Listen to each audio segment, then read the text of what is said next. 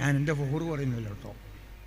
എനിക്കും തോന്നി എല്ലാ പണ്ഡിതന്മാരും എന്താണ് എൻ്റെ ബാപ്പടക്കം കോളേജ് നിർത്തിക്കഴിഞ്ഞാൽ ആ ശഅബാൻ മാസം ലാസ്റ്റ് വന്നു.